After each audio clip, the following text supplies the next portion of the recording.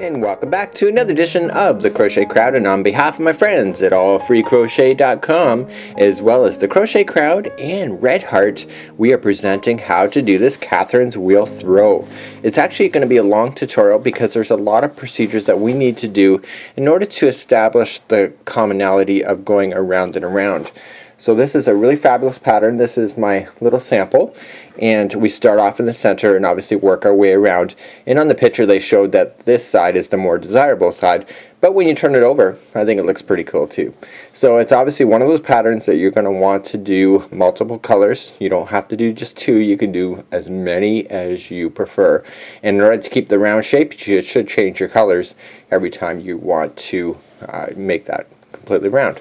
So let's get started. We're going to go off into the middle, work our way around, and again it's not that complex, but you're going to want to pay attention to the fine steps. So the pattern is asking for the Red Heart Super Saver, which makes this a pretty inexpensive project when you go to think about the economy yarn that you're going to use. The next thing we need to do is just grab your yarn and create your slip knot, and now this is the back of your hand, front of your hand. Take the back one, loop it over, and now take this one, loop it up and over your finger, and create yourself a slip knot and slide in your hook. Now they've asked for a 5.5 millimeter hook or a size I. You should know that this hook here that I have is a size J. It doesn't really make too much of a difference as well. You should also know that this pattern is actually talking in European language, and it's saying to use so many trebles, and actually what they mean in American language it's double crochet, so don't get fooled up on that.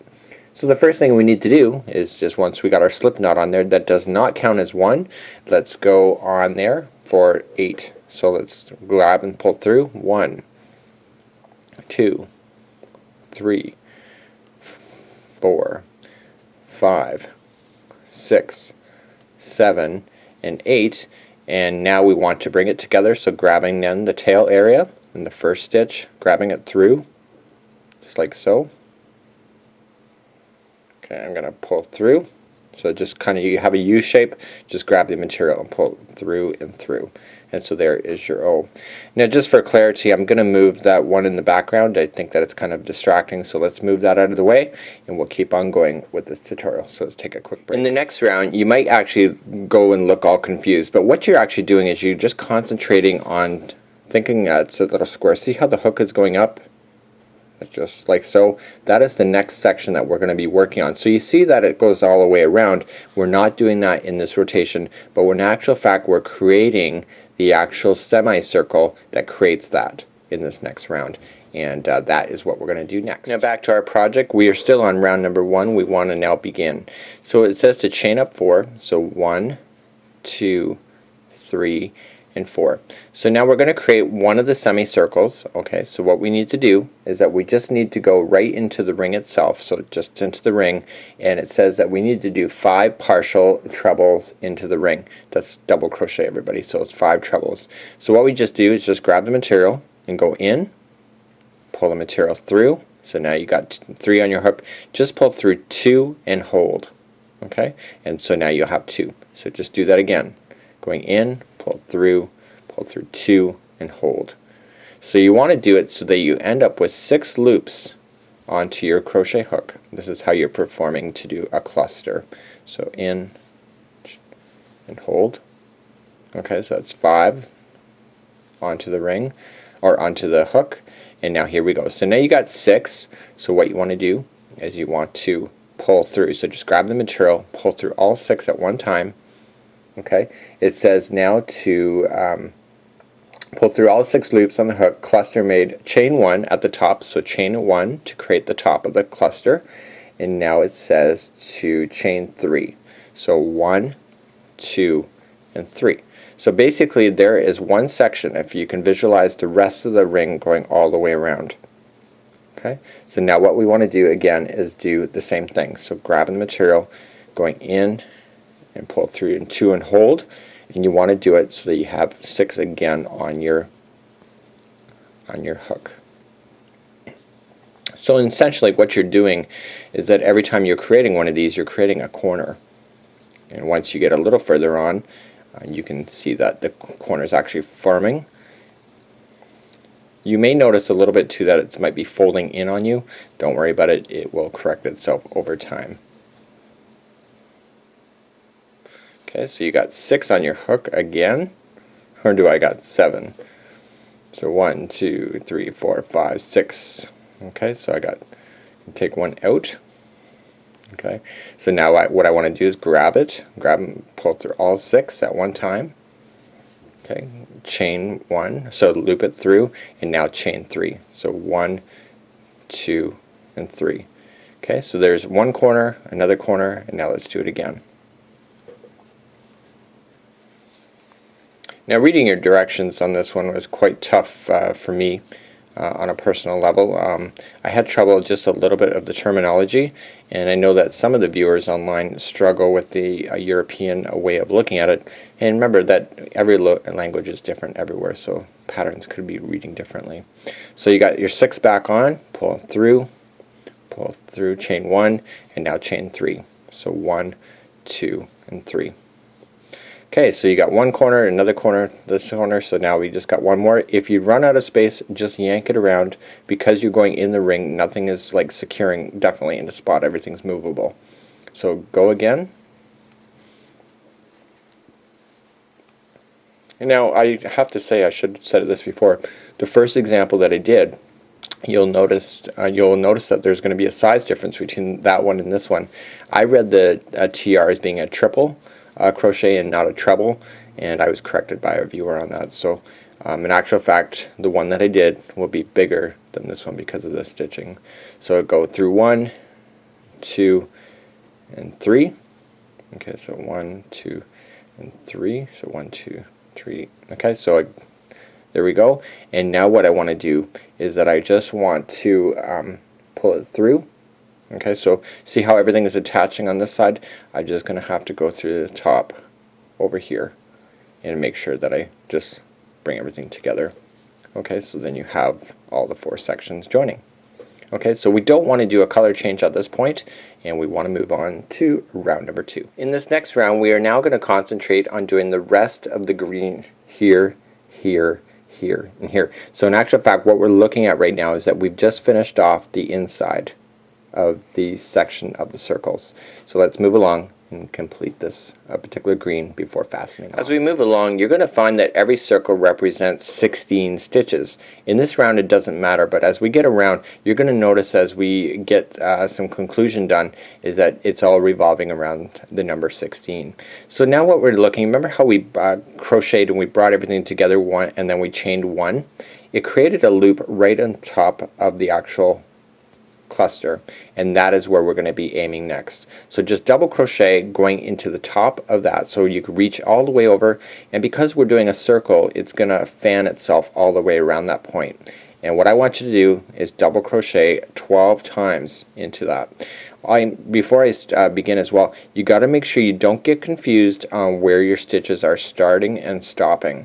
Okay, so this is actually just the one. If you want to put in a crochet marker, I have my Mikey's Mail by Exquisite Concepts. I'm just going to throw that in there so that I know that that is the very first stitch. It's sometimes difficult to sometimes mess up and realize that you're not on the right one. So let me just get that in there so it doesn't fall out. Okay, so let's just keep going. So that was 1, 2, 3, 4, 5, 6, 7, 8, 9, 10,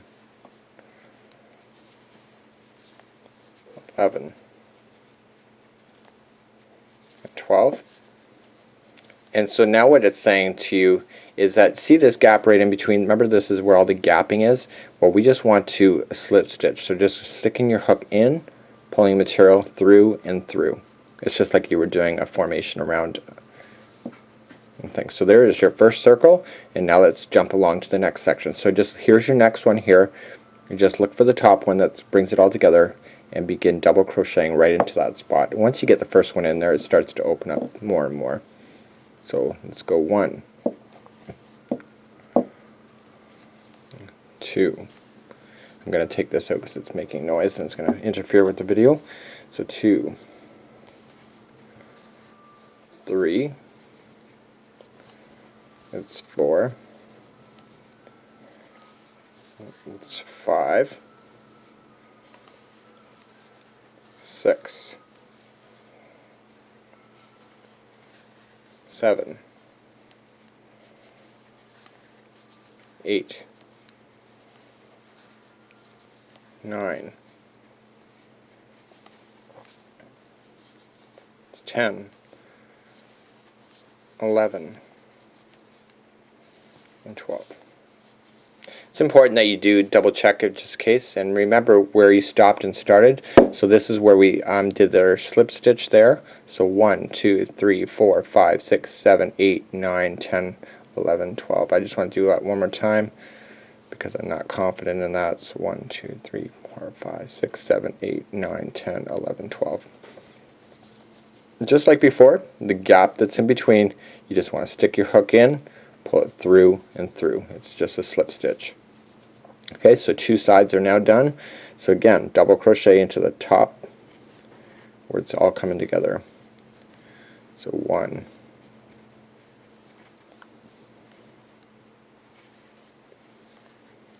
2, 3, 4, 5, 6, 7, 8, 9, 10, 11, and 12. Got 12, and again just want to slip stitch in and through. So there's 3 sides done, and again just begin again. So 1,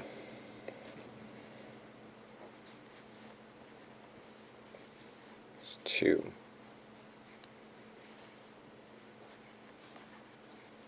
3, 4, 5, 6,